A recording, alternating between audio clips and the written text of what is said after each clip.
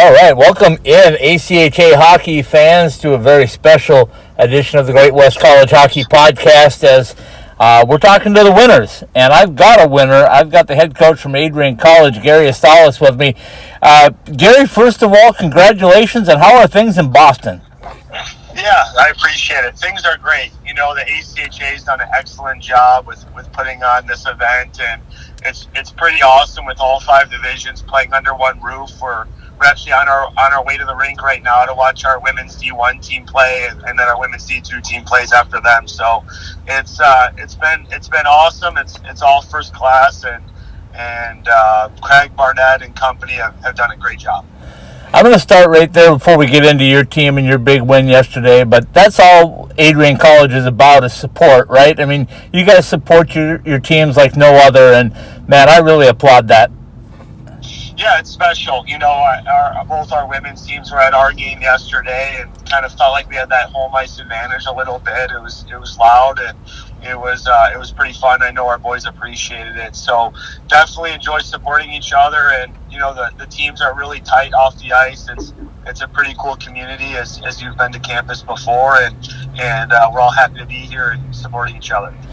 Gary, we talk about the ACHA National Tournament, kind of ad nauseum about the difficulty that it is and the importance of seeding and where you're placed and how that affects your game plan. But when it comes down to it, it's just guys playing hockey, correct?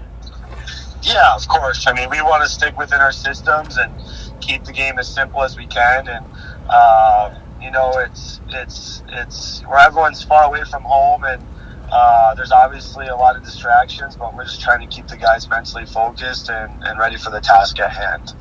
I've been watching you guys closely, obviously, you being a corporate partner with us, but I think your team just continues to get better, and you might be peaking at the right time. Is that a fair evaluation of what I've seen from Adrian College Bulldogs? I mean, you know, for us, like we want to get better as the season goes on. I think that's something that we preach, and we want to be built for the tournament. We want to be built for you know, playing late into the year. So that's definitely what we try to do. That's not what always happens by any means, but as most teams in the country, you know, the goal is to get better as the year goes on, and you know, hopefully we can keep plugging away here.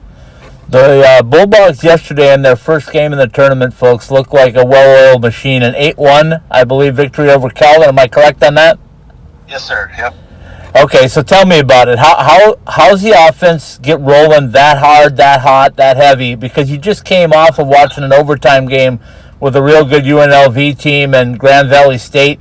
How do you get off to a fast start and then just keep it snowballing, if you will? Yeah, I mean, I think our guys were ready. You know, our guys were chomping at the bit to get going, and, you know, we've been waiting for this game for 16, 17 days, whatever it's been, since our last game, which ironically was, we played Indiana Tech in an exhibition, but our last, you know, conference game was a championship with Calvin. So, you know, our guys have been ready. We can only watch film and practice for so long, so I think our guys were chomping at the bit to get out there, and we got out to a fast start and kind of kept rolling there. So that was good to see, and hopefully that translates into tomorrow as well. Okay, so that's the unique part about this. You got your games done yesterday, or your game done yesterday.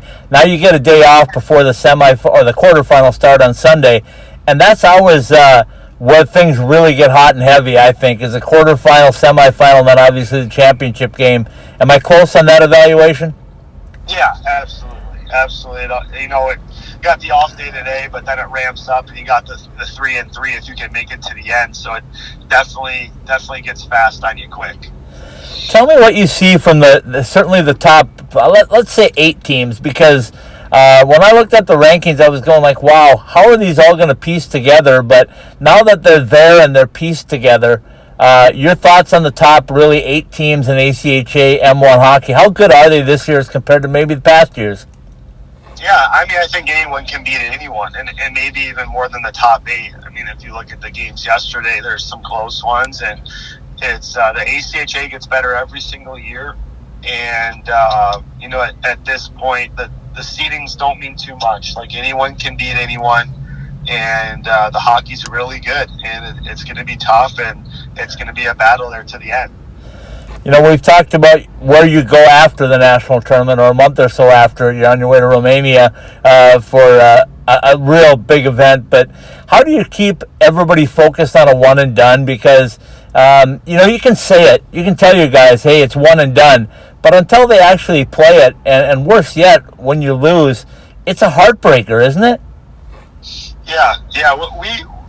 Truthfully, we don't really talk about that too much. I mean, I think the task is the goal, similar to a lot of teams in the ACHA, is to win a national championship. So for us, it's just go in like it's another game, prepare and plan like it's another game, do your best to try and get that win and survive and advance and move on. So, we try to keep things very positive in the program and focus on successful outcomes, and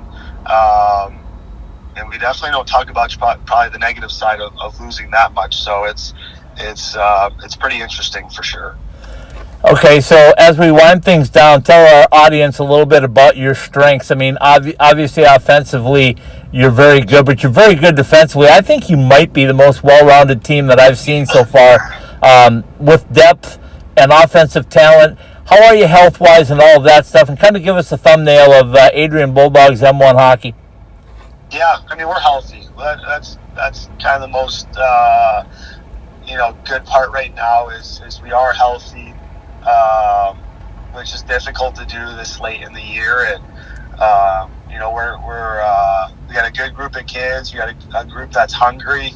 Coming off that overtime loss last year to Lindenwood. So we got a group that wants to compete and get back to that last game. And I think it's great to have good offense, but the silly cliche, defense wins championships. I mean, I truly believe that, like, you have to defend and you have to keep pucks out of your net if you want to win. And Noah DeCottney has been our backbone of the team in goal, and he was really good yesterday, and we'll lean on him to get to the tournament again this year.